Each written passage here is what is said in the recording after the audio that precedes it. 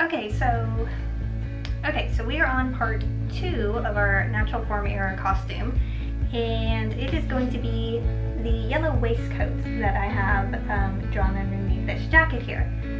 So before I make it up out of the yellow plaid, which still needs to be bleached, I'm going to make it up out of a cotton stripe that I have about a yard of, and I could just squeeze this waistcoat out of a yard of fabric. So good to know. I'll probably need like a yard and a quarter of the linen if it's not a wider fabric. If it's a wider fabric, it won't be any problem at all having a yard. So, or conversely, I could just take the back piece here and make that up out of a different fabric. Instead of the yellow plaid, just have the yellow plaid be the front of the waistcoat. We'll see, I haven't decided yet. But for now, I think we'll just go ahead and make up this entire thing out of this yellow, oh my god, this yellow, this striped cotton that I have here. So let me go ahead and show you what the layout looks like, which is this. So all of these pieces actually need to be cut on a straight of grain. Nothing is on the bias. And if you put it on the bias, it'll create some rather not pretty warping. So, alright, and this is why we do mock-ups, because there are a few modifications I'm going to need to make to this pattern in order to make it work for our waistcoat. When I cut this out, based on the size chart that was provided by Mood, I cut out a size 4 to 6. It is too big, so we are going to go ahead and scale it down to the 0 to 2 size range. And I think I'm also going to raise the arm size because they are very low.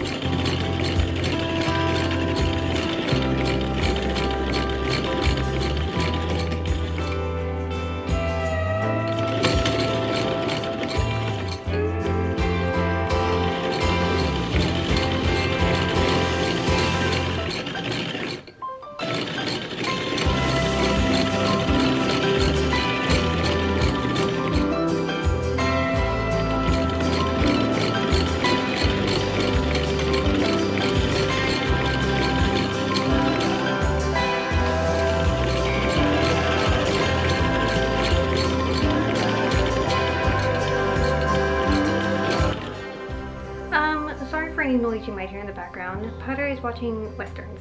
but I thought I should pick up the camera like a good little content creator and show you what I have accomplished on this waistcoat so far. So I have, let me just get you on the tripod here. Alright, so I have basically stitched together the fronts and the front facing. It is interfaced with this fusible interfacing because I do not have horsehair canvas and I cannot be bothered to wait because I am impatient to get this done.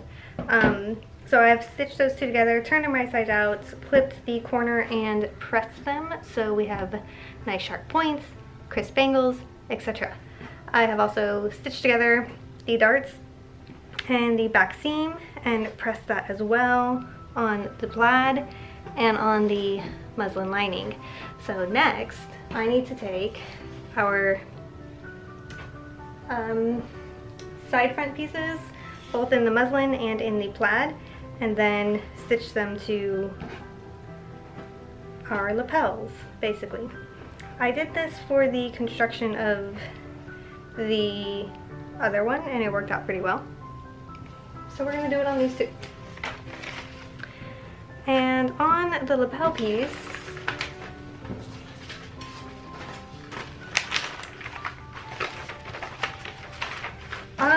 our little mark went away with the iron, so we're going to remark that. This is a friction pen. It disappears with heat, the application of heat anyway, so I am not really worried about marking it on such pale fabric. So that applied, we just need to line up our lines. This one is here.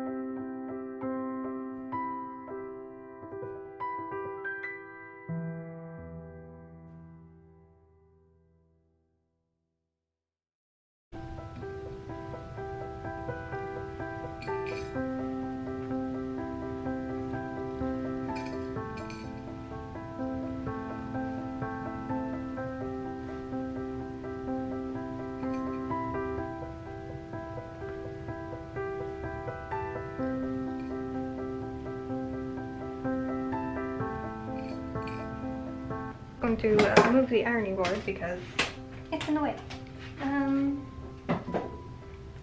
Alright, so what I've done here, you will see the multitude of pins.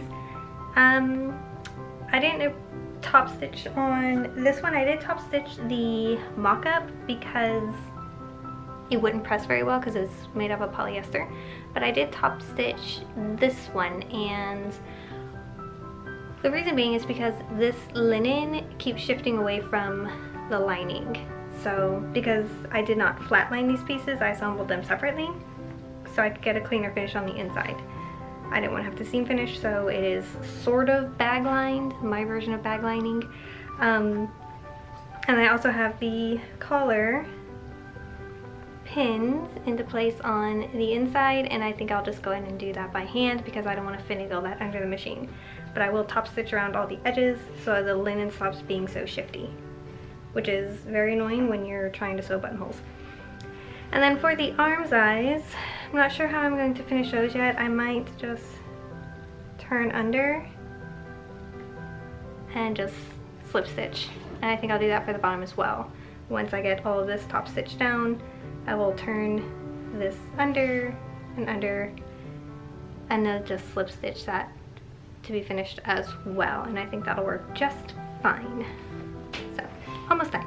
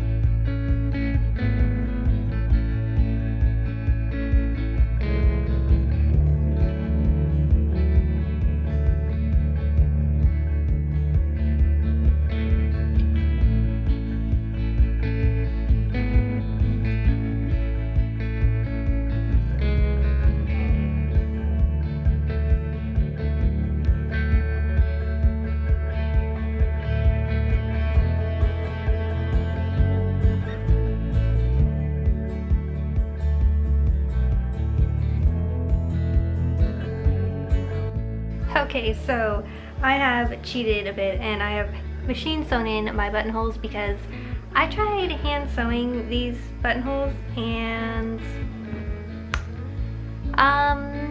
the fabric kept wanting to pull apart and shred. Maybe I was just being a little bit more rough than the fabric could handle.